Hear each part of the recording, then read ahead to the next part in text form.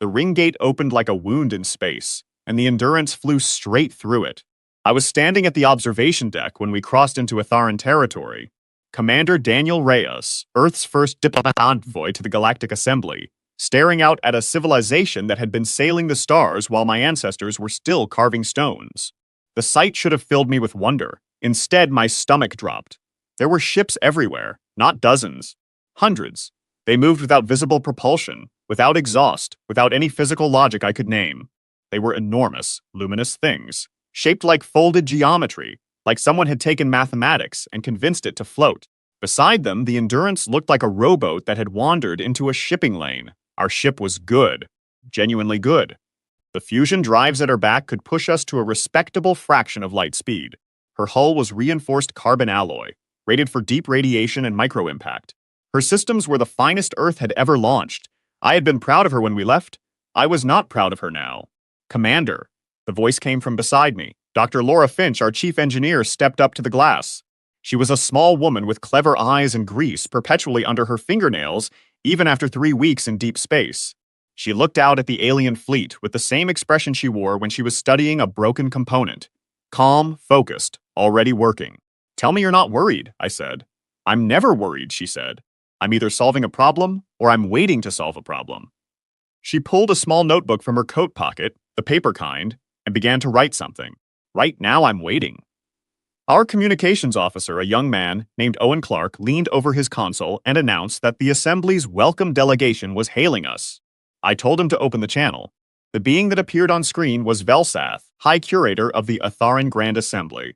He was tall, with a layered exoskeleton the color of polished stone, and 4 eyes arranged in a horizontal line across a face that held absolutely no expression I could read.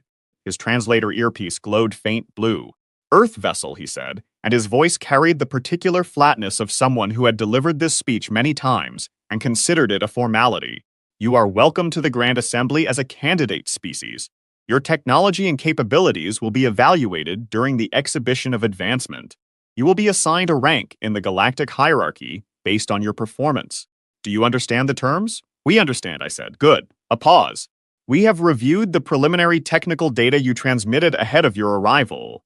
Your propulsion systems are fusion-based." It was not a question. "They are," I said. Another pause. Longer this time. "We see." Something moved across his face, a faint compression around the lower jaw that his species apparently used instead of a smile.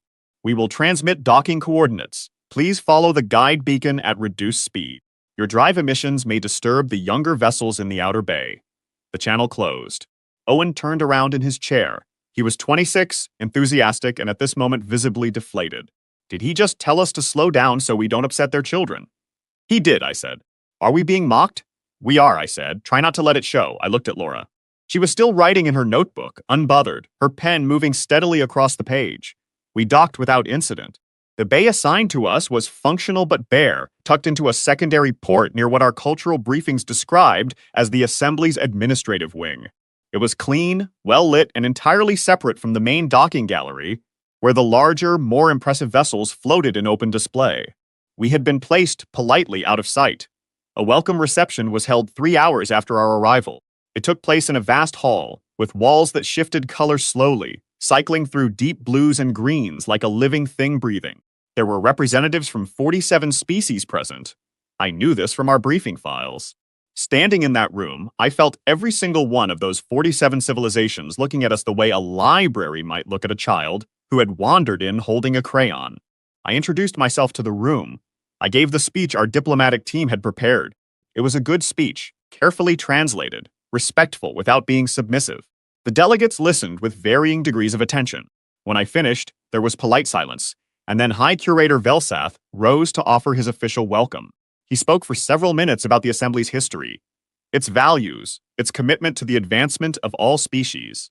Then, near the end, he turned his 4 eyes toward our delegation and said, in the mild, entirely casual tone of someone stating an obvious fact, "Earth's contributions to the gathering will be welcomed with appropriate patience. It is not uncommon for emerging species to find the exhibition of advancement challenging.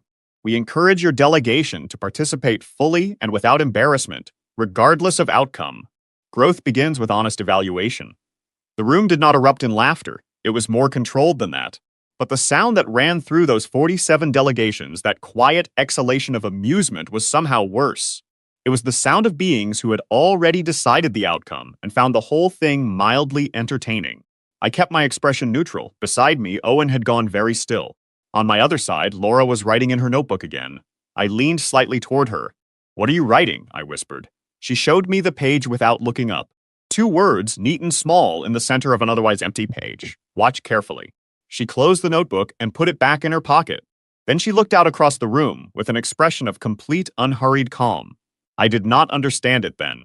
I did not fully understand the depth of what she meant by those 2 words, or what she had already seen in the brief hours since our arrival, or what she had already begun to plan in the quiet machinery of her mind. But I remember thinking, standing in that hall while 47 civilizations smiled at us, that Laura Finch had never once in her career been worried about anything without having a very specific reason not to be. And I remember deciding to trust that. The reception ended. Delegates mingled. Twice more during that evening, representatives from other species approached us with well-meaning condescension. One of them, a silver-skinned delegate from a civilization called the Verath Collective, patted my arm gently and told me that Earth's enthusiasm was admirable, and that they had seen many young species benefit enormously from the exhibition simply by watching the more established civilizations perform. I thanked him, I smiled, I caught Laura's eye across the room. She gave a single small nod. We walked back to the Endurance through a connecting corridor that looked out over the main docking gallery. The larger ships were lit from within, glowing with energies we didn't have names for. They were beautiful in the way that mountains are beautiful, massive and indifferent, and entirely unaware of you. Owen walked beside me in silence for a while. "Then, do you think they're right? About us?" I thought about the question seriously before answering. "I think," I said carefully, "that they have seen a lot of species come through that ring gate. And I think every single one of those species showed up looking exactly like what they were. And I think they've made certain assumptions on that." I paused. "I also think Laura has been awake for approximately 37 hours and has not once stopped smiling, which either means she's about to collapse or she knows something the rest of us don't." "Which one is it?" "With Laura," said Ed. "It's always the second one."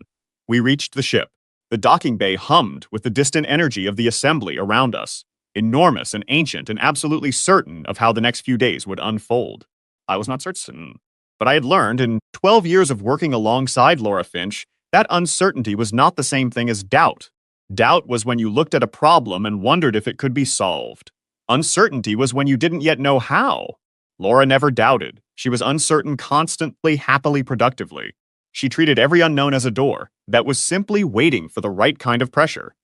I went to my quarters. I lay down in the dark. Through the small porthole above my bunk, I could see the edge of an Itheran vessel, vast and luminous, impossibly advanced, drifting with the quiet confidence of something that had never needed to worry. I thought about that confidence. I thought about what it would look like in 2 days, at the exhibition. Then I closed my eyes, and for the first time since we had crossed the ring gate, I slept well. The morning of the exhibition arrived the way all high-stakes mornings do, quietly, with no fanfare, offering nothing that would tell you whether the day ahead would change everything or nothing. I ate breakfast with Owen and our navigation officer, a steady and precise woman named Claire Abbott. Claire had been calculating contingencies since the moment we entered Atharan space. She had a list of 17 possible outcomes for the exhibition, ranked by probability, printed on actual paper, and folded neatly in her jacket pocket. She pulled it out over coffee, smoothed it flat on the table, and studied it with the focused attention of someone who genuinely believed that if you were thorough enough in your preparation, reality would cooperate. Laura was not at breakfast. She had been in the cargo hold since 4 in the morning. When I knocked on the hold door at 7, she called me in without looking up. She was crouched over a device that sat on a folding work table, a collection of components that looked, to my untrained eye, like something assembled from a parts bin by someone working very quickly with no concern for how it appeared. There were coils of copper wire. There were sections of modified satellite antenna. There were 2 components I didn't recognize, small flat panels of a material that had a faint iridescence under the cargo lights. "What is that?" I asked. "The rig," she said. "Can you be more specific?" She stood up and stretched her back. "It processes certain classes of recursive mathematical problems through a lateral constraint architecture, rather than a sequential one. Instead of solving a problem by computing forward through its steps, It finds the edges of where the problem cannot be true and eliminates the impossible space until only the answer remains. She looked at it. It's faster than anything else we have. How much faster? She tilted her head. Depends on the problem. I looked at the panels I didn't recognize. What is that material? Modified polymer. I developed it 3 nights ago. You developed a new material 3 nights ago. I adapted one, she said, without any particular pride. We had a microfracture in the secondary water line in Corridor 7. The standard sealant wasn't bonding correctly because of the thermal variance between the hull section and the pipe. I needed something with a different elasticity coefficient. I worked it out, synthesized a small batch, fixed the pipe. She shrugged. Then I realized it had some other interesting properties, so I incorporated it. I stared at her. You fixed a leaking pipe and accidentally invented a new engineering material. I didn't accidentally do anything, she said. I noticed a property and I used it. That's just paying attention. We left for the exhibition hall an hour later.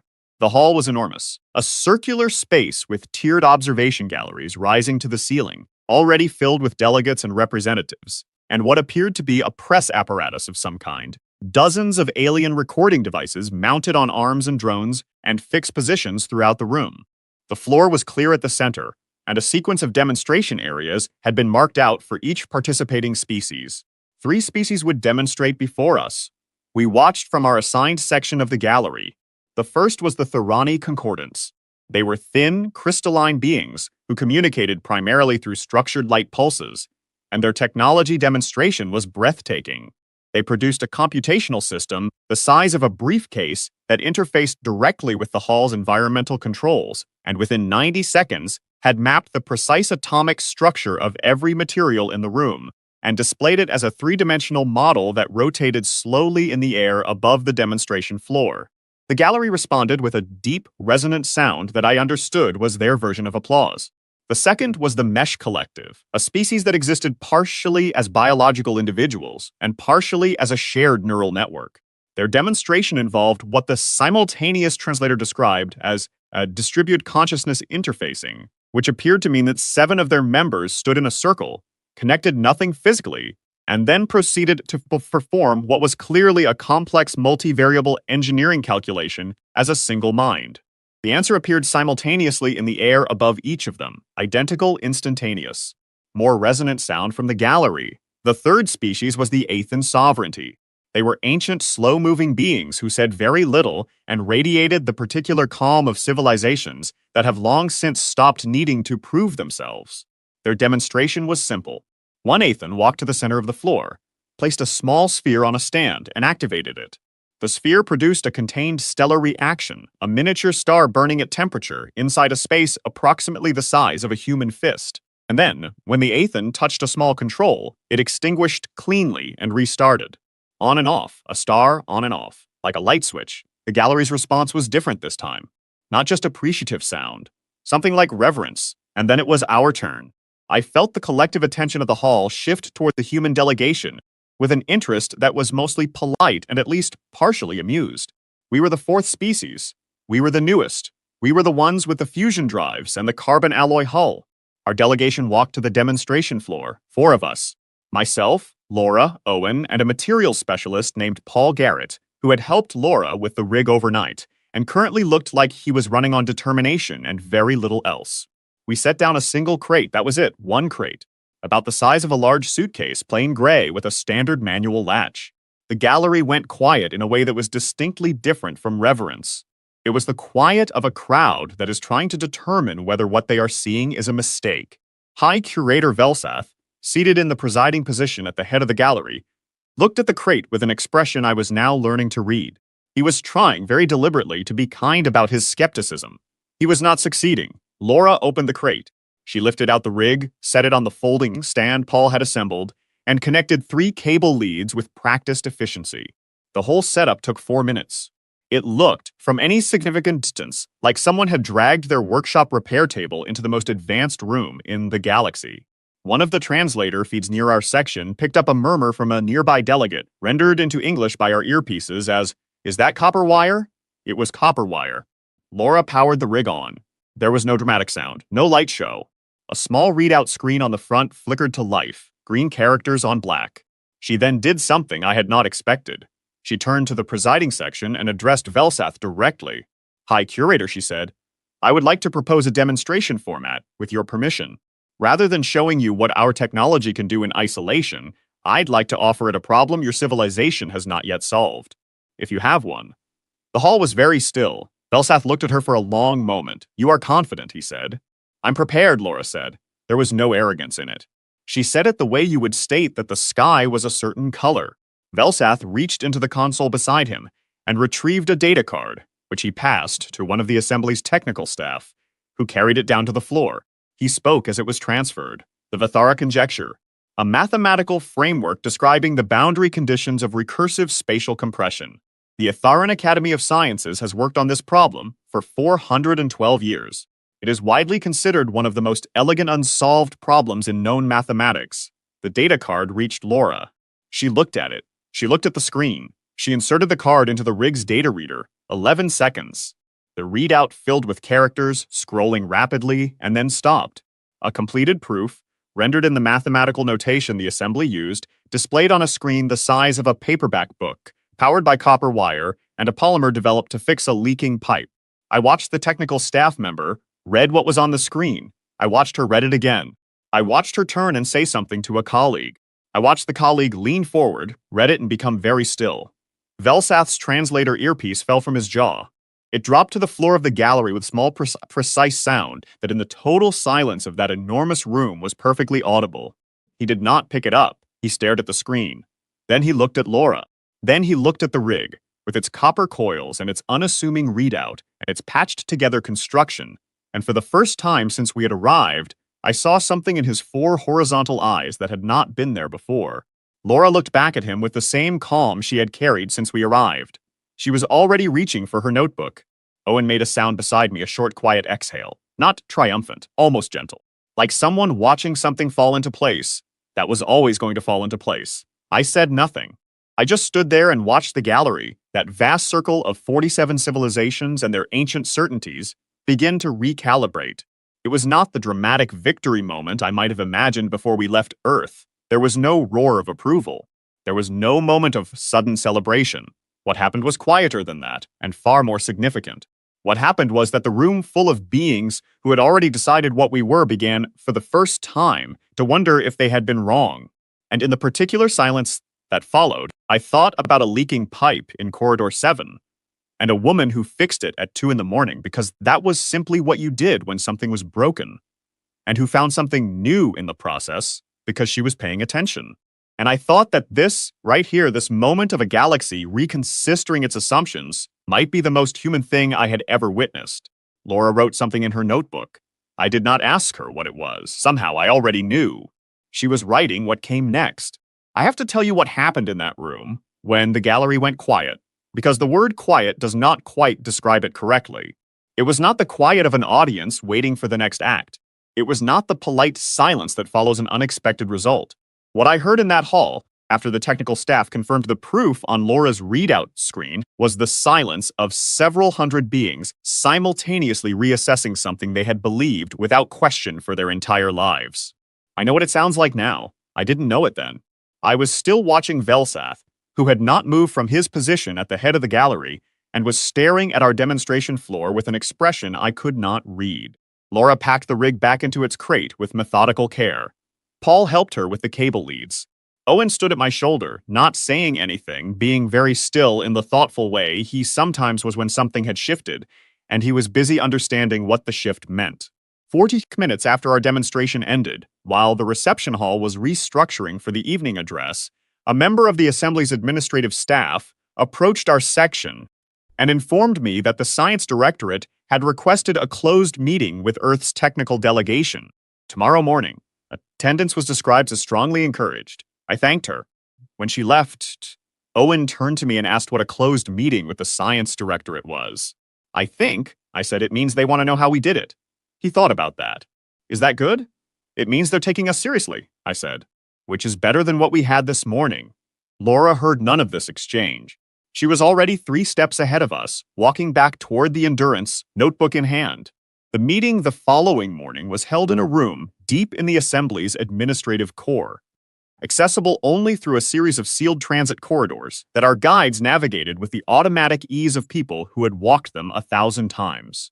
The room itself was circular, with a low ceiling and walls that displayed real-time data feeds in languages I could not read, a quiet surrounding hum of information that never stopped. I was there, Paul was there, but the meeting was for Laura.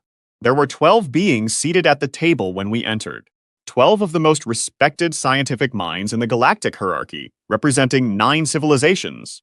I recognized none of them, but I felt the weight of what they represented in the quality of their attention as we sat down. They were not curious in the way a crowd is curious. They were curious in the precise, focused, slightly dangerous way of minds that have spent their lives taking things apart to see what is inside. The lead figure was a Atharan named Sorath, who held the title of Arch-Surveyor in the Directorate. She was older than Velsath, if age translated the way I thought it did, and her exoskeleton had a depth of color that suggested long years. She folded her upper limbs on the table and looked at Laura with a directness that was almost confrontational. "Doctor," Finch, she said. "How?" Laura looked at her steadily. "Could you be more specific?" A sound ran around the table. Not quite amusement. Something more careful than that. "Your device," Sarath said. "It solved the Vithara conjecture in 11 seconds. Our most advanced computational systems have processed variants of that problem for over 4 centuries without resolution. Your device is constructed from materials and components we have evaluated as entry-level engineering. Please explain the gap." Laura set her notebook on the table. She did not open it. She just placed it there, and then she looked at the 12 scientists watching her, and she said, "The problem with how you've been approaching the Vithara conjecture is that you've been treating it as a problem to be computed. We treated it as a space to be navigated." Sorath waited. "Your methods are extraordinary," Laura continued. "I'm not being dismissive. The crystalline computing we saw in the hall yesterday is genuinely remarkable. Your processing speeds are orders of magnitude beyond ours, but speed applied in the wrong direction is still moving the wrong way." She pulled the notebook toward her and opened it. "The Vithara conjecture describes boundary conditions. It is a problem about where things cannot exist. Our device didn't try to solve it by processing its logical steps forward. It mapped the excluded zones, the impossible regions of the solution space, and eliminated them until only one answer remained: lateral constraint architecture. You navigate around the impossible until you find the only door that's left open." One of the other scientists, a tall being from a species I didn't recognize, with a narrow head and deep-set eyes that reflected the room's data feeds, leaned forward. "Where did you develop this architecture?" Laura considered the question. "Necessity," she said. The word landed with unexpected weight. "Explain," Sarath said. "Earth's technological history is not a history of having enough," Laura said. "We developed most of our foundational engineering frameworks under conditions of extreme resource limitation. We couldn't afford to compute everything. We couldn't build systems large enough or powerful enough to work by brute force. So we learned to find the short path. We learned to look at a problem from the outside and ask, where can this not be? What can I rule out? What is the smallest possible move that gets me closest to the answer?" She paused. "We've been doing that for a long time. The rig is just the current version of something we've been building since before we had electricity." There was a long silence. Sorath said, "You are describing a philosophy born of failure." Laura didn't hesitate. "We're describing a philosophy born of survival. Failure is part of it. When you fail often enough, under enough pressure, you stop being afraid of the problem and start being useful to it." She looked around the table. "We failed more times than most civilizations have had years of spaceflight, and we kept going. And every time we kept going, we learned something we couldn't have learned from succeeding." Another of the scientists spoke, one I identified from our briefing files as a representative of the Vurath Collective, the same species whose delegate had patted my arm at the reception and offered encouragement. This individual was less friendly in the light of morning. "You are telling us that inferior resources produced a superior outcome. That is not a coherent position." "With respect," Laura said, "it's the only coherent explanation for what you saw yesterday." She reached into her coat and placed the 2 flat iridescent panels from the rig on the table. "This material, you'll want to examine it. It has an adaptive elasticity coefficient that responds to thermal variance in a way no existing catalog material does. It changes its own binding properties under pressure, which is why it interfaces so cleanly with the constraint architecture. Your sensors flagged it as unidentified during the exhibition." The scientist leaned forward almost as one. "I synthesized it 3 nights before the exhibition," Laura said. We had a fractured water line. The standard sealant wasn't bonding in the cold section of the corridor. I needed something that would work across the thermal gradient, so I worked out what properties that something would need to have, and then I made it. It took about 4 hours. She looked at the panels. I noticed it had other useful properties afterward, so I used them. The room was completely silent. Soreth looked at the panels. Then she looked at Laura. You developed this material in 4 hours to fix a water pipe. The pipe was leaking, Laura said simply. Something needed to be done, and then you incorporated it into a device that solved a 400-year mathematical problem.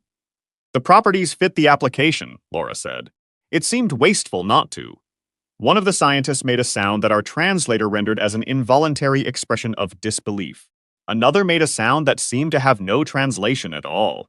I watched the table of 12 extraordinary minds sitting in complete silence, looking at a material developed to fix a leaking pipe, and I thought about what Laura had said at the exhibition, that she was prepared, not confident, and I understood the distinction for the first time. Confidence was a feeling. Preparation was the actual work. Laura was never feeling anything about her abilities. She was just doing the actual work, always and continuously, and the results were what they were. Soreth spoke again, and her voice had changed. The confrontational edge was gone. Something had replaced it that I had not heard from any Itheran since our arrival. Something careful and genuine, Doctor.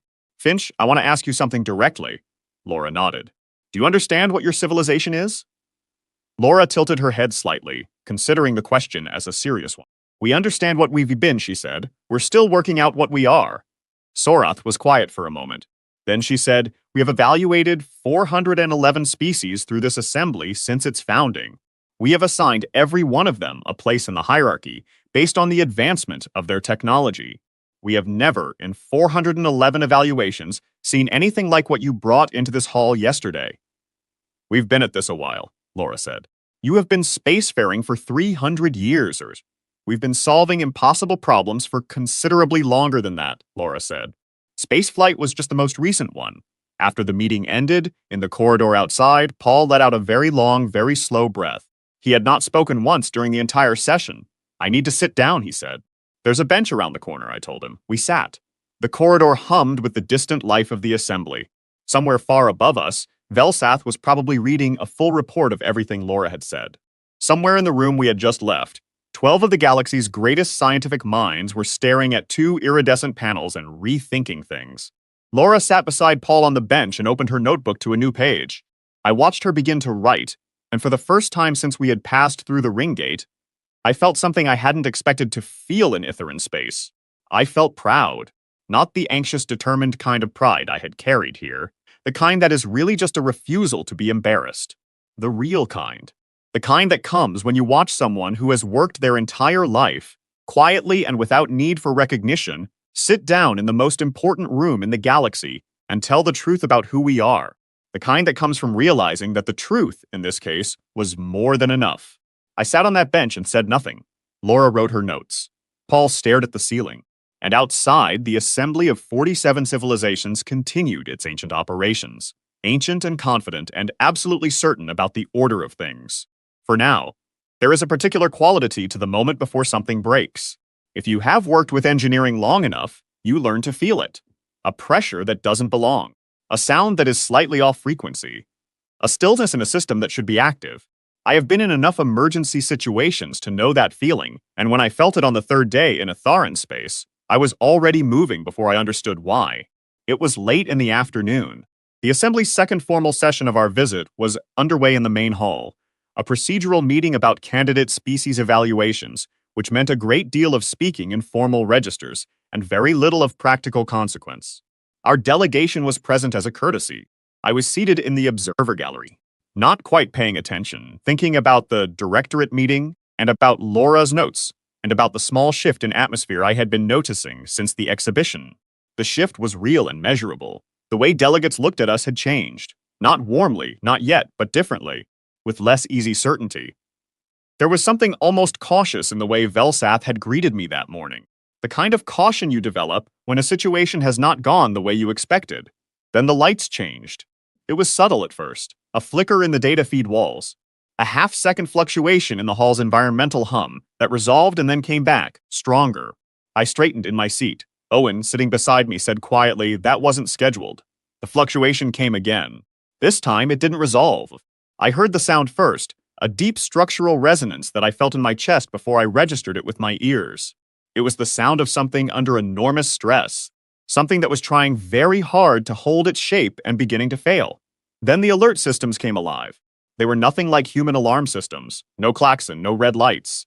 Instead, the entire hall's environmental display shifted to a deep amber, and a voice in 17 languages said something that our translator rendered, a half-second later, as gravitational anomaly.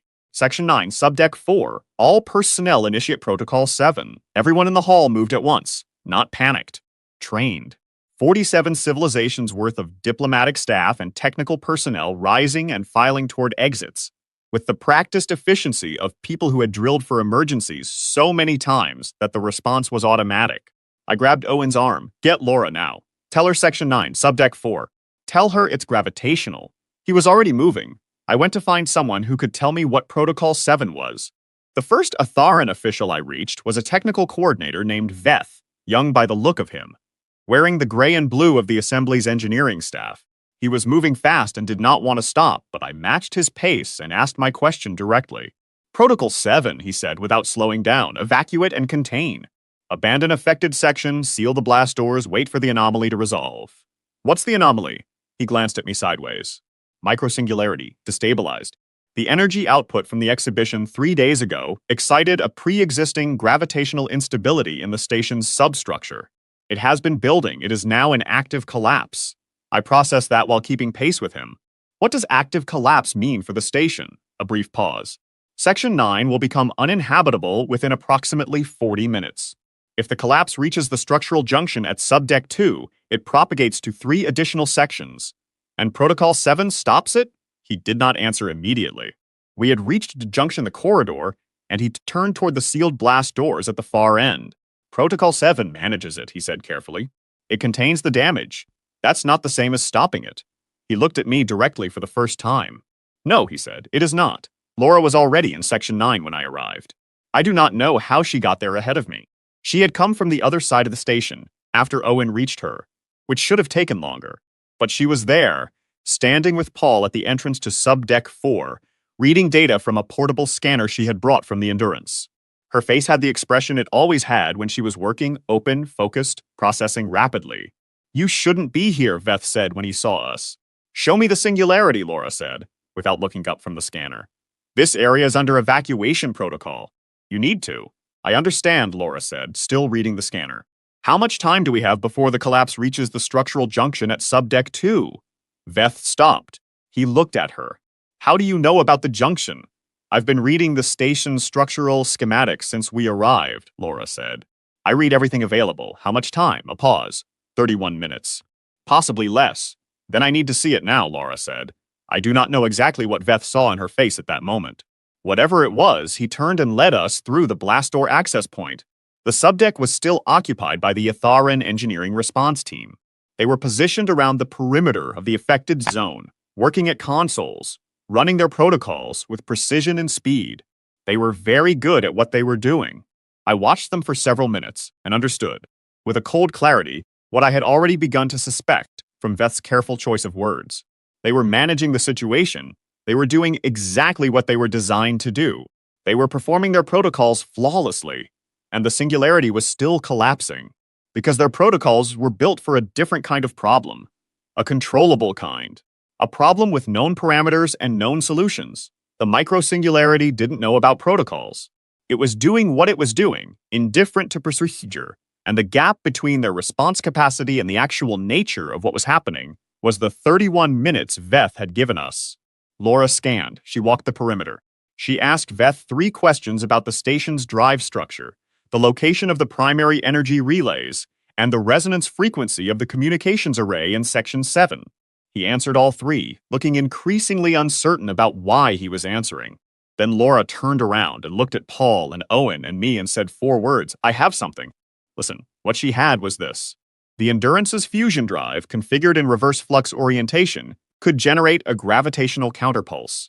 Not powerful enough on its own, but paired with 3 of our cargo containers, repositioned as ballast anchors at specific structural points in Subdeck 4, The combined effect would create a brief window of gravitational equilibrium.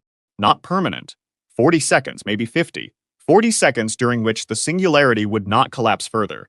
40 seconds during which the communications array in Section 7, retasked to a frequency the Etheran Directorate had formally classified as theoretically useless in the 3rd century of their spacefaring era, a frequency Laura had noticed behaved oddly under specific gravitational stress conditions, would transmit a resonance pulse into the singularity's collapse boundary. What does the resonance pulse do? I asked. It inverts the boundary pressure, Laura said. Instead of the singularity pulling inward, the pulse gives the boundary something to push against for a moment. If the geometry holds, it forces the collapse to stabilize. If the geometry holds, I said. Yes. What if it doesn't? She looked at me with perfect honesty. Then we've lost 40 seconds, and nothing is worse than it already is. Owen said, the frequency you mentioned, the one they classified as useless. How do you know it behaves differently under gravitational stress? I noticed it in the scanner data from the exhibition demonstration, Laura said. When the Athen singularity sphere was active, there was an anomalous reading in that frequency band. It was faint, but I noticed it. Of course she had noticed it. Owen, Paul, and I moved in the next 4 minutes with the particular focused speed that comes when there is no time to think about anything other than the next physical task. Paul ran to the Endurance. Owen coordinated with Claire Abbott on the ship's drive reconfiguration. I worked with Veth to get access to the Section 7 communications array, which required a 3-step authorization that Veth pushed through while talking very fast to someone on a higher administrative level. The Etheran engineering team watched us.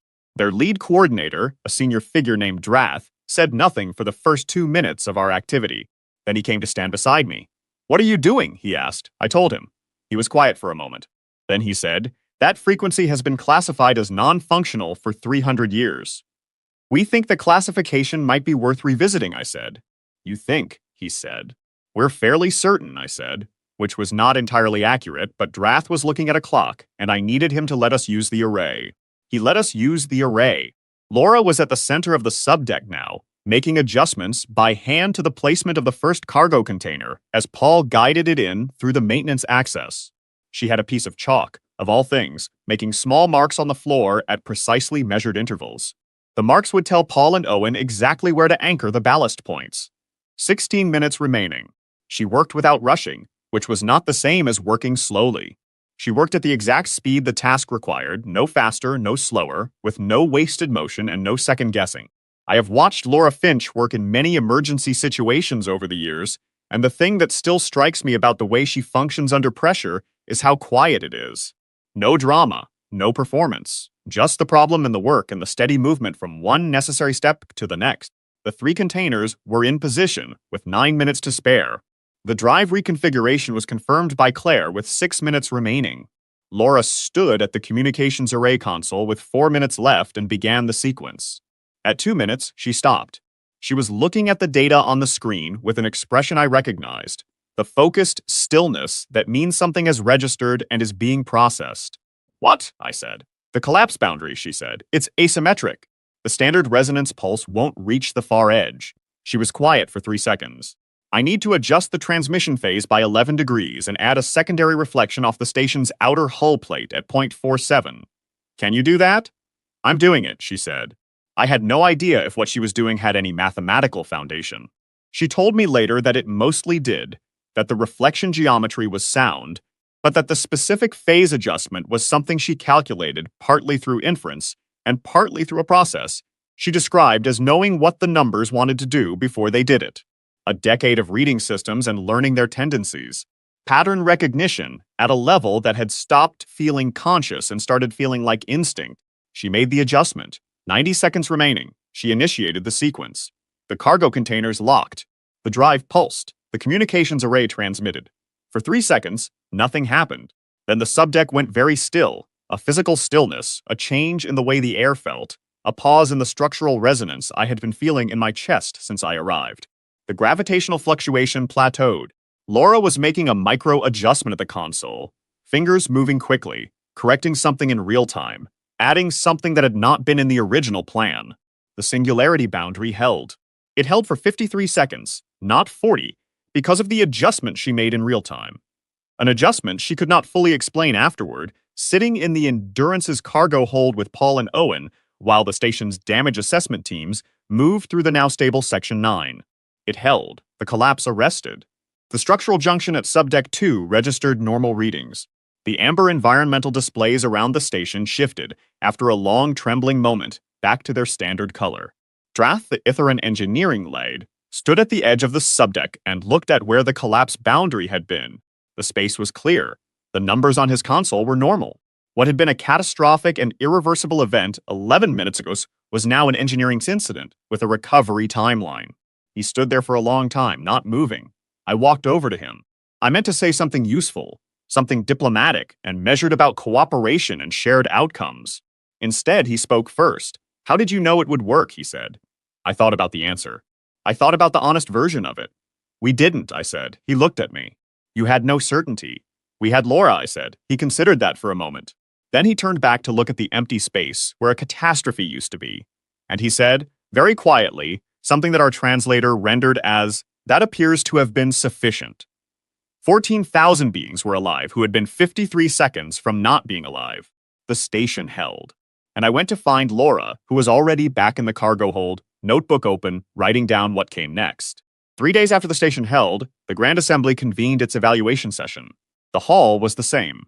The tiered galleries, the 47 delegations, the environmental walls with their slow-breathing colors. All of it the same as the first day. When we had walked in and felt the room's quiet judgment settle over us like weather, it was not the same now. I noticed it before I sat down, the way the delegations oriented toward us when we entered. Not the politely dismissive glance of the first day, the kind that assesses and files and moves on. This was different. This was the kind of attention that recalculates. There were beings in that gallery who had nearly died 3 days ago. There were beings whose colleagues, whose staff, whose loved ones, by whatever equivalence applied to their species, had been in Section 9 when the collapse began. They were alive because a woman with a notebook and a leaking pipe polymer had stood in a failing part of the station and refused to stop working. I sat beside Clarence Abbott, who had prepared no contingency list for this session. She had been awake for most of the past 3 days, running post-incident analysis, and had the specific exhaustion of someone who has had a very large hypothesis confirmed and is still processing what that means. Owen was on my other side. Laura was in the row behind me. I could hear her writing. High Curator Velsath took the presiding position. He moved with less of the fluid certainty he had carried in the first session. Not worse, not diminished, just different. The certainty had been replaced with something more deliberate. He opened the session in the formal register, the procedural language of the assembly that our translators rendered in careful approximation.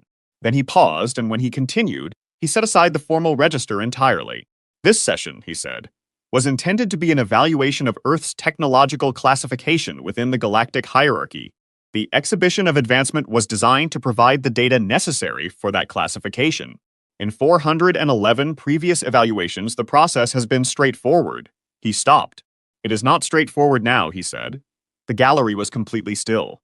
In 411 evaluations, Velsath continued, we have never had a candidate species solve an open problem that our civilization had held for 4 centuries. We have never had a candidate species develop an uncatalogued material in the interim between transit and demonstration.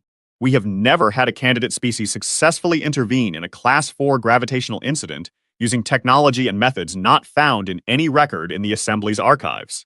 He looked at me, then at Laura behind me, then back at the gallery. We have classification tiers for emerging species, developing species, advanced species, and sovereign civilizations.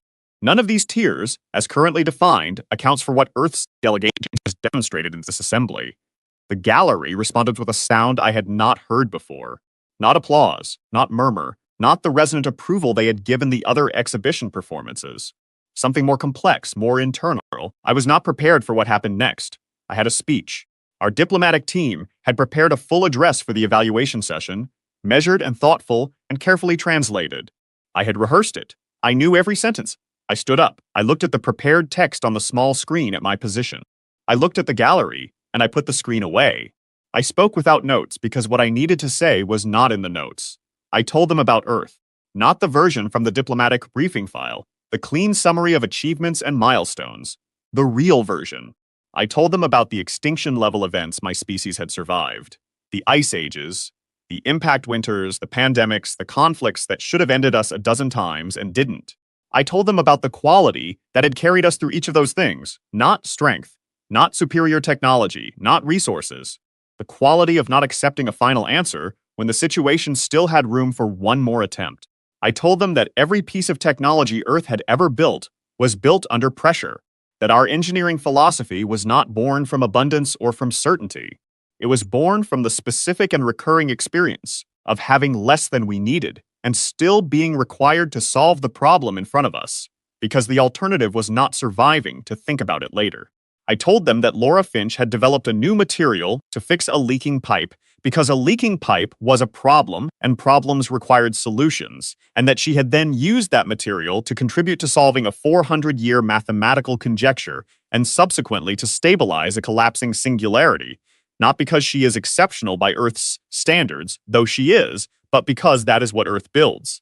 People who see problems and work on them, people who fail and keep working, people who are uncertain and keep working anyway. I told them that when Drath had asked me how we knew our intervention would work, and I had said we didn't, I was not being modest. I was being accurate. We had done it anyway because the alternative was 14,000 people not being alive, and that was not an acceptable outcome, and our entire history is a sequence of moments where we refuse to accept the unacceptable outcome. I told them that our technology looks primitive because it was built by a species that has been solving the impossible for far longer than it has been in space, and the tools show their age and their origins, and the age and the origins are the reason the tools work the way they do. I stopped. The gallery was quiet. Velsath stood. He spoke formally, in the procedural language of the assembly, but the words were not procedural. He said that the assembly moved to formally withdraw the candidate species designation applied to Earth at the commencement of this session. He said the assembly further moved to create a new classification tier, the specific terms of which would be formalized in committee over the following months, for civilizations that demonstrated a problem-solving philosophy not previously cataloged in assembly records. He looked at me. "You will be consulted in the drafting of that classification," he said. I nodded. He sat down. The gallery responded with that complex sound again. The one I was beginning to understand was not approval or disapproval, but something more like adjustment. The sound of many minds updating their understanding of something they had thought was settled. Claire put her contingency list on the seat between us. It was still folded in her pocket. She had not needed it. Owen was very still beside me in his thoughtful way. I turned around. Laura was not writing in her notebook. She was looking at the gallery with an expression I had never seen on her face before. Not triumph, not satisfaction in the simple sense, something quieter and more fundamental. The expression of someone who has spent a very long time working on something that mattered and has just seen the work acknowledged. It lasted for about 4 seconds. Then she opened the notebook. I knew what she was going to write. I had known since the corridor outside the directorate meeting, since the bench where Paul had needed to sit down, since the observation deck when we first arrived, and she had looked out at the Itheran fleet and started writing, while everyone else was still processing the scale of what they were seeing. I leaned back. "What are you working on?" I asked. She looked up at me. Her eyes were clear and focused and already somewhere ahead of where we were. "During the singularity event," she said, "there was a secondary reading in the array data, a resonance pattern I didn't have time to investigate during the incident." She glanced down at the notebook. "I think it describes a boundary condition in gravitational mechanics that isn't in any current model. If I'm right, it suggests a propulsion application that would make our fusion drives look like what the Itherans think they look like." I looked at her for a moment. "When did you notice the reading?" "While I was making the phase adjustment," she said. "I was busy. I wrote it down so I wouldn't lose it. I thought about that. In the final minute before a potential catastrophe, in the middle of a real-time correction to a system she had designed with chalk marks on a floor, she had noticed a data anomaly and written it down for later, because she was paying attention. "Is it possible?" I asked. Not whether it was achievable, not whether we had the resources, not whether the assembly would approve. Just the first question, the only question. Laura looked at me with the absolute uncomplicated certainty of someone who has never asked whether a problem is solvable, only how. "I'll know in a few weeks," she said. Outside the hall, through the corridors and the transit tubes and the vast docking bay where our ship still sat in its quiet secondary port, the Itheran fleet moved in its ancient, luminous patterns. Beautiful and enormous and impossibly advanced, still unaware of how much it had just been changed. I sat back in my seat. The gallery murmured around us. The assembly's ancient machinery continued its work, adjusting now, recalibrating, drafting new language for a category it had never needed before. Laura wrote, I watched the data feeds on the walls shift through their languages, all those civilizations worth of information and history and certainty, all of it still running, still processing, still sure of the order of things. And I thought about a planet 400 light years behind us where people had been fixing impossible problems with insufficient tools since before they had a word for impossible. And the thought was not small, and it was not humble, and it was not the version of us we had walked into this hall with 3 days ago. They had called us primitive. It was not wrong. It was just incomplete. Primitive from a species that had never stopped. Primitive, meaning first, meaning the raw form before the refinement, meaning the version of a thing that still carries the mark of everything it survived to become what it is.